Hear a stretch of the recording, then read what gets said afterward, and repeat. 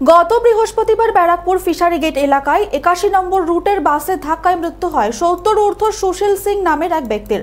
সেই দুর্ঘটনার পর থেকে ৮১ নম্বর রুটের বাস চলাচল বন্ধ হয়ে যায় ব্যারাকপুর ফিশারি গেট থেকে বারাসাত তিতুমির বাস ডিপো পর্যন্ত। ৩ দিন বন্ধ থাকার পর রবিবার আলোচনার মাধ্যমে ঠিক করা হয় সোমবার থেকে ব্যারাকপুর ফিশারি গেট থেকে পুনরায় শুরু হবে ৮১ নম্বর রুটের বাস চলবে। সেই মতো সোমবার সকাল থেকে শুরু হলো বাস পরিষেবা।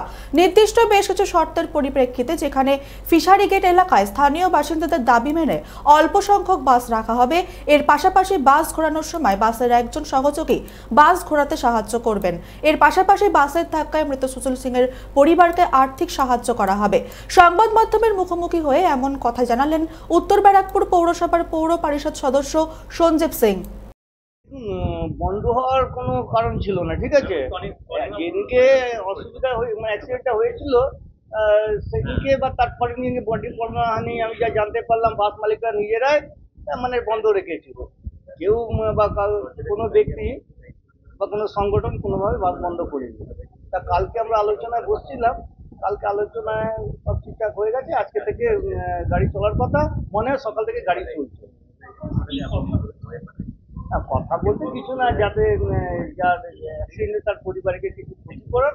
আর কিছু লোকের আমাদের এখানে এলাকাবাসীদের দাবি ছিল যে ওইখানে বেশ কয়েকটা দাবি আছে, সেটা আমরা বাস মালিকের সঙ্গে সিন্ডিকেটে বসে আমরা এলাকাবাসীরা সব ছিলাম, সব এলাকাবাসী সেই সমস্যার কথা তুলে ধরি আমরা। তার মধ্যে ১ নম্বর সমস্যা হচ্ছে যে এখানে অনেকগুলো বাস যে দাঁড়িয়ে থাকে না, এতে রাস্তা গার্ড হয়ে যায়, এলাকাবাসীরা বেরোতে পারে না। তার বাড়ির দরজার সামনে ওটাকে গার্ড করে দেয়।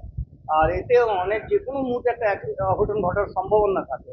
আলোচনার মাধ্যমে তাদের সিদ্ধান্ত হয়েছে যাতে কম সংখ্যক বাস থাকুক, অন্য কোনো জায়গা থাকবে, যে বাসগুলো সিরিয়ালি যাদের নাম্বার থাকবে তারা বেরোবে, তারা এসে এখান থেকে ছাড়বে, যাতে প্যাসেঞ্জারের কোনো অসুবিধা না হয়, এলাকাবাসী যাতায়াতের বা কোনো রকম যে আতঙ্কের মধ্যে থাকছিল সেটা থেকে কিছুটা কম হয়ে যাবে।